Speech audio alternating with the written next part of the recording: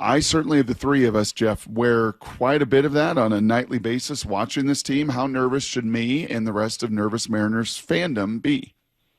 I'll tell you two different answers, and this is like a choose your own adventure thing. Answer number one, you should be really nervous because when September comes around and a team looks like it's playing with little clenched areas there, and it's looking tight, and it's getting blown out in the first game of this new month that was supposed to start things like they started in August after the trade deadline, and against Tampa Bay, no less, against Shane Baz, who's just been absolutely horrendous over his last 10 or so starts. And for him to go and throw a 6 shutout against the Mariners, it's indicative of where they are, and it's indicative of where they're going. But the real me, like the thing I actually believe, and not just saying it to join in, misery loves company, I think they're going to be fine. I still think they're a better team than the Rangers. I still think they're a better team than the Royals. And I understand that they haven't played that way. And I understand it's very easy for me to sit here and say, oh, I believe in the, 30 worst. What are we at now? How many weeks are in a season? 24. So we got 4 weeks left. I believe in how they played in the first 18 weeks rather than the last 2. And I understand even in those 18 weeks, there were ups and downs. This, I think, is going to maybe blow Mariners fans' minds if they haven't delved in as deep enough as I have. Do you realize that August was actually the second best month by winning percentage of their season? I don't mean for anyone to take solace in that, because when you start off as hot as they did and end up as cold as they did, it leaves a bad feeling in your mouth. But I'll just ask if things were reversed, if they had ended the month really hot and started the month really cold, your feelings would be completely flipped. And yet they would have wound up with the same record either way. I think we just assign too much in baseball to periods of time that we determine when they begin and end. Mm-hmm. And I get the rancor among Mariners fans right now. It's warranted. It is completely warranted, but it does not foretell doom necessarily. It might. Like, this may be the beginning of what turns out to be an incredible collapse. But, man, I just look at the Royals roster, and I just look at the no Nathan Eovaldi, no Marcus Semien, no Corey Seager, Jacob deGrom running up against, I'm not going to say an innings limit, but throwing a lot more than he ever. I look at all of these factors and considerations, and I look at who the Mariners have on their roster, and I still buy it. I still believe in them. I'm not changing the idea that I think they can go to the World Series, because I think they can. So I think that's all very well said, Jeff, and it's a good long answer, and I think you answer it probably the same way I would. Yeah, there's a chance it all gets screwed up, but also they have a pretty good roster. The one thing I might disagree with is that I don't think they look like they've been playing tight. I think they look like they're dog-tired, and that's not an excuse. But, Cal's played in almost every game. They got 5 guys who've played in 130-plus games already this year. I think they're tired, and I'm not really sure what to do about that once you get to September. It feels like those are things you got to take care of a little bit earlier in the season. Yeah, there's nothing you can do about that. But they've been playing this season, Mike, like every game matters, right? They've been playing that way because they knew they were going to be in a tough race with someone in the West, and thought that someone was going to be Texas, and at least I thought so. I picked the Rangers to win the American League West going into the season, and Houston surprised everyone. And I think the most frustrating part of this whole thing is that the Astros are very much within striking distance still. Like, by Friday, the Mariners could be in first place. Mm-hmm. I think that's what gets lost in all of this. It's so easy to get sucked into the doldrums. They're a very powerful force. And yet, I don't mean to be like Mr. Sunshine or Mr. Rose-colored glasses, but I'm just speaking facts here. Like, as hot as the Mariners were at the beginning of August, rather, and the beginning of April, I suppose, but as hot as they were at the beginning of those months, that's how cold they've been lately. And it's been ugly to see. But just as it switched from hot to cold, right, it can switch from cold to hot, too. So that's what I was asking earlier, Jeff. Does it really matter how they're playing right now? Not whether they're winning or losing, because you got to get in. But does it really matter how they're playing on September 2nd, or does it matter how they're playing on September 29th? I think it does matter how they're playing on September 2nd, because by the time September 29th rolls around, they may have blown the lead already. Right. Fair. But if they haven't, does it matter how you're playing now? No, I think that the losses actually are not a bad thing. I think when you get faced with what the Mariners are facing right now, which is going from tied to the top of the American League West with the Astros to threatening to blow whatever advantage they had in the wild card and be playing from behind, I think with good teams, it resolves you. I think with good teams, it hardens you. And I'm not going to say it makes you immune to tough times, but it reminds you that when tough times come around, we are capable of extracting ourselves from them. And I think it's a real test for this team, because winning culture, man, like it takes time to build. And I do, like, I believe it's a real thing. I buy culture. I buy winning. I buy all of these ideals that can't be measured, but I firmly believe exist. Mm-hmm. And I think it's going to be a real litmus test for the Mariners to see, does this team have that winning culture inside right now? And can they brush off what's happened after the last 18 games and right the ship? And remind everyone why in the first 10 days of August, there were people, myself included, yourselves, I imagine, included, who were going around and saying that this is what this Mariners team was meant to be, and that the aggressiveness at the deadline was entirely not just warranted, but necessary considering how well they're playing right now. And listen, Mike, I am part of the It's Your Fault club as well. Yeah. Since the tweet, hasn't gone well. Mm-hmm. Yeah, I mean, Salk talks about this offense being the greatest in Mariners history. He threw his flowers at Luis Castillo and wrote a wonderful article about him. I mean, everything that he touches really turns to doldrums. I mean, dust just, immediately. Yes. Yeah, it's really great. So how do you explain this, Jeff? Because I've learned two things on this show. Number one, don't ever call Seattle Mariners fans spoiled. Right. And number two, don't tweet. I barely do that anymore. I've pretty much stopped doing that, but it's actually now taken over even my voice, Brock, or Jeff, whatever I say. Yes. It's just, you know what, let's leave me out of this. So help me understand this, Jeff. 13-3 at home, at that 9-1 homestand, 4-2 homestand, won both series against Padres and A's. And then over these last two road trips, 3-10 combined. Help me understand why this team looks now so differently at home versus what they and how they have played on the road this month. I wish I had a good explanation for you, Brock. Brock, you ask good questions and you ask the right questions. And I feel like kind of a lout because quite often I don't have a real answer for them. And I wish my depth of knowledge were enough where I could address that very specifically. What I do know is that the Mariners were over 500 on the road on the season before these trips started. True. And whatever the reason may be, I don't know, man. All I know is they are now 6 games under 500. Okay. Give me this then. Give me 2 or 3 things that Jeff Passan's eyes have seen for decades covering baseball of an actual fatigued baseball team. Are there some things that jump out when you say, okay, I've seen enough to know that this is not just an excuse or an explanation. This is a fatigued baseball team. Are there a few things that come to mind? I think one thing is the amount of reliance on home runs for scoring, right?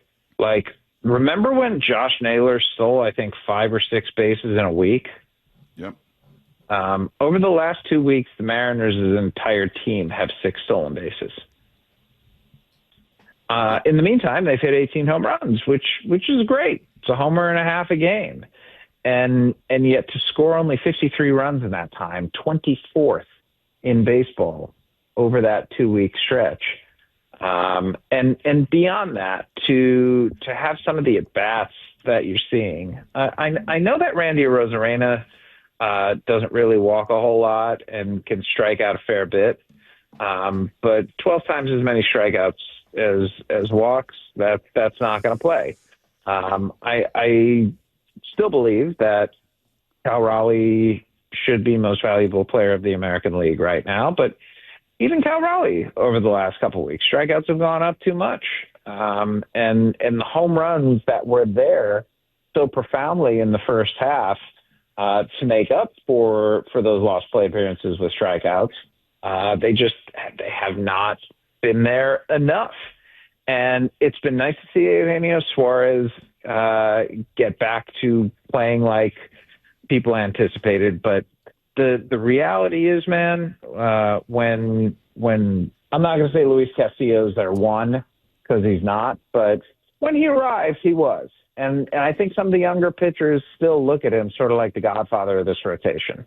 And when Luis Castillo down the stretch is putting up goose eggs and not like actual zeros, but just like laying an egg in every start, when you're built around starting pitching the way that the Mariners are, and your starting pitching simply isn't performing to the level that it needs to, it's going to have a very tangible effect. And so I think that fatigue can manifest itself in so many ways, but those are a few right there. Well, when your starting pitching gets worn down, when you're relying too much on home runs, and when the defense is making mistakes. I think those are all excellent, great points. Totally agree. That's a really nice way of looking at it. Some of that is hard to predict, but the one that jumps out is the Cal Raleigh thing. I mean, just looking at the numbers earlier from July and August, I mean, he hit under 200 in both months, 173 in August. I mean, good for him. He's taken his walks. The on-base percentage is over 100 points higher than the batting average. But, yeah, I mean, you just see that playing every day for a guy who catches the majority of his games, he just caught all 3 games in Cleveland, including a day game after a night game. Last night, they're getting blown out, and he still plays the last 3 innings of that game while they now have 3 catchers on the roster. Like, I'm kind of confused by it. Like, we all know catchers can't keep that up. Why are we asking Cal to do it and then being surprised when his numbers are not where they once were? I think an even more interesting element to that is your manager's a catcher. Mm-hmm. Like, if anyone should know. And that's why that's the only reason why I'm not going to go out and be more critical of this, because I think all the points you're raising are fair. I also think Dan Wilson knows Cal Raleigh better than we're ever going to. True. And I don't think he would be putting him out there if he saw any sort of physical ailments. But beyond that, I think if Cal Raleigh's name were out of the lineup, he would walk into the manager's office and say, hey, pardon me, Skip, but what the you know what? Like, But isn't that part of but hold on, but isn't that part of being a manager, is dealing with that and saying, yep, I understand you're mad, but I need to keep you rested for the entirety of this season? But Mike, I think like we're pot committed at this point. Yes, absolutely. I think we're past that. Yes, now you are. And I think any time you have him out of the lineup right now, fans are rightly saying, what is he doing out of the lineup? He's going to be the American League MVP potentially. And you're telling me that this team that can't score runs is suddenly going to be able to weather not having Cal Raleigh in there? Yes, I agree with you. But the time to do this was April, May, June, into July. I mean, like... Yeah, and in April, May, and June, especially in July, the Cal for MVP train is going, and part of that is that the guy plays every day. My God, he plays every day at the position of catcher. No one does that. This is incredible. This is why no one does that. You got to sometimes go against popular opinion. What's the old phrase? Tito and others, manage like a fan and you're going to end up one. Like you've got to sometimes say, I know this doesn't feel good in the moment, but baseball is a marathon, not a sprint, and you're playing 162. You got to sit down today. Yeah. The problem is he might still have in the sliding door universe where he gets those extra days of rest in April, May, and June, and July, and even August. He might still be stinking right now. It's totally we don't know. Salt, keep it going. Salt, keep it going. No, Jeff, I want him to keep it going because this is when Cal goes on a heater. Please, he could. No, it does. Keep it going. He's done. He's toast. He's cooked. I'm not saying that. No, I know you're not. Put words in my mouth because that's what people are going to hear. Mike. No, I want you to because then Mike, you know the inverse. You need to. You have this power, Salt. Fully embrace. Harness the power, Salt, that you have. Thank you. That's it. Not going to do that. No, I know, and you were not saying any of those. You were given a gift. Yes. Put that gift to good use. Yeah. Yes. You're being I'm gonna die destitute with no money. Michael. There's no way anyone is going to just start paying me more money ever. There's no way my life is going to improve ever. You think if I had this gift, I would waste it on sports? My God, man. I'd be a wealthy man. I'd be living my best life. You talk about sports every day. You are living your best life, you ungrateful prig. Come on. It's true. It's the other 20 hours a day that I have to think about. Jeffrey, I don't think I'm the only Mariner fan that heard you in your comments earlier. Your comments were, well, I still think the Mariners are better than the Royals and the Rangers. I didn't hear Jeff Passan say, I still believe that the Mariners are better than the Blue Jays and the Tigers and the Yankees and the Red Sox and the Astros. We're now looking at what's behind us instead of what's in front of us. Are they not as good as what's in front of them? I mean, I did say I think they can still win the World Series. Mm-hmm. You did. You did at the very end. You did. But your first comment was a little more concerned about what's coming up in the rearview mirror and chasing them in the side mirrors even, and objects appear closer, and the Rangers are only a game and a half back, so I totally get it. But it was a few weeks ago. We're talking about being the number 1 or 2 seed, about chasing down hopefully a Toronto and a Detroit and putting them in position to have these playoffs go through their stadium where they are playing at a really high level. Do they have enough room and time and 24 games left to still have that conversation? I don't think so. I think that ship's probably sailed. Okay. I think the division at this point is within reach, and it's it's like in the American League right now. There's really no team that I desperately do not want to face. If there is one, it might be Boston, which is weird to say because they're just right ahead of the Mariners in the wild card standings. And, Toronto division lead fighting with Detroit division lead. And they are up respectively, I think, like 6 games and 6.5 games on the Mariners or something like that. Yeah. And can that gap be made up? Oh, it most certainly can. But the notion that the Mariners, who are right now teetering and only 8 games over 500 and holding desperately onto that 6th seed, would be the ones to unseat them as opposed to the Red Sox or the Yankees. Yeah.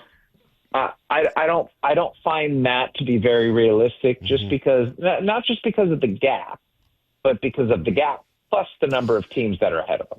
You know what I guess strikes me here? Maybe, and this has been instructive over these 22 minutes, as it is every Tuesday with you, Jeffrey, over the course of the baseball season. But, Salk, we talk a lot about ceiling and floors in football. We seem to not talk about it as much in baseball, right? I don't know why. Maybe it's the marathon of it and everything else. But it just strikes me through this conversation more than maybe any other that we have had this season, Jeff, that I think some of the emotion and the passion and the frustration is when the Mariners play to their ceiling. Yep. When you get the best Julio, the best Cal, the best Arozarena, the best Naylor, the best Suarez, the best Polanco, I mean, the best JP, when you get the best of these guys, the best Logan, the best Kirby, the best Wu, right? I mean, when you get the best of Mooney, all of them, we're talking 5, 10, 15. When you get the best of, this team should win the American League. That's what Jeff's saying, right? When he says, I look at the roster – and it's still a good team. You Yes. got to play that way. I mean, like, this is now on to those guys. This is a good roster. This is a good lineup. It's a good pitching staff. I don't even think you need the best of them. Right. I just think you need good versions of them. And we're seeing good versions of like 30% of those guys right now. Is there a combo of guys that if they were hot at the right time gives you a good, like, because it feels like right now you got Julio and kind of Randy, and then in other times you got Cal and Polo. Like, it just feels like it's been that like 2 or 3 at a time. Is there, if you could choose 2 or 3 of these guys, like, who do you need to get hot or want to get hot down the last month? Cal Raleigh, Julio Rodriguez, Randy Arozarena. Those 3 more than Naylor or Suarez. Yeah, I think so. Just because Arozarena is more of an all-around player than those other guys, I think. Julio is your most physically gifted and talented player, and Cal's your best. Yep. Well, that'll be pretty good. I'd like to see that. Julio's been really good here for the last few weeks. I mean, he's been awesome. Julio's been really good this season. The only reason they aren't, over on this road trip was just Julio's flat-out speed and hustle beating that play out. How great was that the other day? I know it's been a negative interview for the most part because Mariners aren't playing well, but I do want to just kind of honor that play. What an awesome play that was from Julio. It was. And it's just, I think it's emblematic of his physical gifts. And I have such a hard time processing Julio because I just look at the raw numbers, right? And every year he's been in Major League Baseball, his slugging percentage has gone down.